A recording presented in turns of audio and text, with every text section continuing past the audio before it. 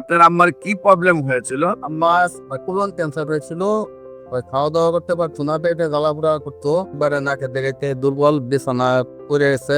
অপারেশনের পরে আরো অবস্থা খারাপ হইল। পরে আমরা বাড়ি চাইতে করছি, আইসা ওই যে ফেসবুকে আপনার অ্যাড দেখছি, অ্যাড দেখে পরে আমি ওই হোয়াটসঅ্যাপে যোগাযোগ করলে পরে মোটামুটি মানে মাসখানেক ওষুধ খাওয়ার পরেই অনেকটা রেজাল্ট পাওয়া গেছে এবং এখন ভালোই বলতে গেলে। আসসালামু আলাইকুম ওয়া রাহমাতুল্লাহি ওয়া বারাকাতুহু। সম্মানিত দেশবাসী, আমি ক্যান্সার স্পেশালিস্ট ডাক্তার এস এম সারোয়ার। বিশেষ করে আজকে একজন ক্যান্সার রোগীর সাথে আমরা সাক্ষাৎ করব, যিনি একেবারেই মরণাপন্ন অবস্থায় ছিলেন। রোগীর ছেলের সাথে কথা বলছি। আপনার নাম? মোহাম্মদ জাহাঙ্গীর আলম। মোহাম্মদ জাহাঙ্গীর আলম। আপনার পিতার নাম? মোহাম্মদ আব্দুল খালেক। মোহাম্মদ আব্দুল খালেক। আপনার মায়ের নাম? আমার নাম রাবিয়া। রাবিয়া খাতুন। রোগী আপনার কি হয়? আমার আম্মা। আপনার আম্মা। আপনাদের গ্রামের বাড়ি কোথায়? গ্রামের বাড়ি পৌরসভা 3 নম্বর। পৌরসভা 3 নম্বর। পৌরসভার নাম কি? বালুকা পৌরসভা। বালুকা পৌরসভা। Post office? Post office Baluka. থানা? থানা বালি। জেলা হলো ময়মনসিংহ। ময়মনসিংহ। আপনার আম্মার কি প্রবলেম হয়েছিল? আমার কোলন ক্যান্সার হয়েছিল। খাওয়া দাওয়া করতে পারতো না, পেটে জ্বালাপোড়া করতো, এবারে নাকে দেখে দুর্বল, বিছানা পড়ে গেছে। 2-3 জনের বেড়া চলাফেরা করার লাগে। পরে সকালে নিয়ে গেছি ময়মনসিংহ মেডিকেলে। ওইখানে ওরা টেস্ট করে বলতেছে যে, পরে রিপোর্ট দেখে বলছে যে কোলন ক্যান্সার। আপনার যখন একেবারে বিছানায় পড়ে গেছে, যখন ডাক্তার কাছে নিয়ে যাওয়ার পরে ডাক্তার টেস্ট করে বলতেছে আপনি কোলন ক্যান্সার। তারপরে পায়খানা কি ক্লিয়ার হইতো? না, পায়খানা ক্লিয়ার। ক্লিয়ার হয়। তারপর ডাক্তারে কি করলেন? তারপরে বলছে যে অপারেশন করা লাগবে। অপারেশন করলে রোগী মানে বাঁচতেও পারে, মারাও যেতে পারে, এটা গ্যারান্টি।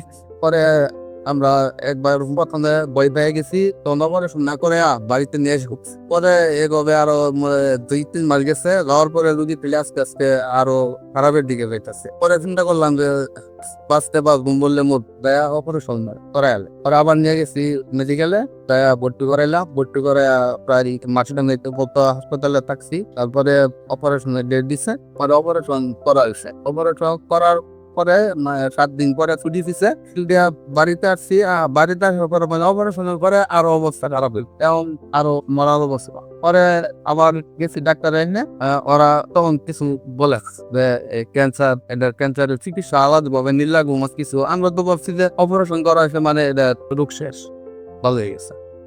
তারা আর বলে নাই যে ক্যান্সারের পরবর্তীতে থেরাপি দিতে লাগবো বা কিছু দেওয়া লাগবো বলার। পরে মাসখানিক আছে, মাসখানিক পরে ওই যে সার্জারি বিভাগের যে প্রধান, উনি বাহিরে ক্লিনিকে প্রাইভেট ভাবে দেখে, ওনার এখানে আমরা প্রাইভেট ভাবে দেখাইছি। পরে ওই স্যারের গেছি, স্যারে বলতেছে আপনারা এখন কেন আসছেন, রুগীটার একবারে মানে মাইরা নিয়ে আসছেন শেষ পর্যায়ে, এতদিন কেন আপনারা চিকিৎসা শুরু করেন নাই? আমরা বলছি আমাদের কিন্তু স্যার হাসপাতাল থেকে বলে নাই যে এটা ক্যান্সারের চিকিৎসা করতে কিছু, আমরা তো জানি। পরেও এখান থেকে আর ডাক্তার চিকিৎসা দেয় না, দিলে আমরা বাড়িতে একটা বসছি। আইসা ডাক্তারের চিকিৎসা দেয় নাই, বলতে আর চিকিৎসা নাই, আপনার বাড়িতে চলে যাবো। পরে আমরা বাড়ি চাইতে করছি, আইসা ওই যে ফেসবুকে আপনার অ্যাড দেখছি, অ্যাড দেখে পরে আমি ওই হোয়াটসঅ্যাপে যোগাযোগ করলে পরে আমি এতটা বিশ্বাস করিনি। পরে আমি একদিন আমার সরকারের নিয়ে আসছি, মানে এখানে লোকের সমুদ্রে আসছি যে এটা আসলে কতটা সত্য যাচাই করার জন্য। কয়েকটা লোক ঘুরে দেখে গেছি,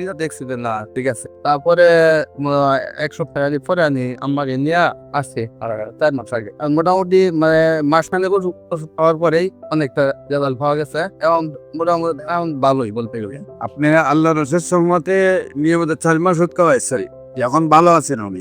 সম্মানিত দেশবাসী, বিশেষ করে আপনারা জানেন কোলন ক্যান্সার এটা হলো সবচেয়ে বেশি প্রবলেম, যেটা হলো বায়ু পথে যখন বাথরুম আসে না, জ্বালা যন্ত্রণা ব্যথায় মানুষের 1 ঘন্টাও বসে থাকার সুযোগ থাকে না।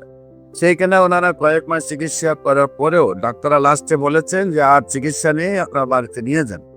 রোগী একেবারে বিছানায় পড়া অবস্থা আমার শরণাপন্ন হন এবং আল্লাহর রসের সহমতে এখন 4 মাস চিকিৎসা হয়েছে, সুন্দরভাবে সুস্থ হয়েছে। বিশেষ করে আপনাদেরকে বলবো, আপনারা প্রায় আজ থেকে 20 বছর আগে যে সব রোগীগুলো সুস্থ হয়েছে তাও আমাদের প্রমাণ রয়েছে। আপনারা যে কোনো সময় যারা মনে করেন যে ক্যান্সার ভালো না, সেই সকল ডাক্তারদেরকে, বিশেষ করে সরকারি রেজিস্টার্ড ডাক্তার যারা আছেন তাদেরকে বলবো আসুন আমাদের সহযোদ্ধা হিসেবে, আমরা আপনাদেরকে সহযোদ্ধা হিসেবে নিয়ে কাজ করতে চাই। আমরা সারা বিশ্বটাকে ক্যান্সার মুক্ত করতে চাই।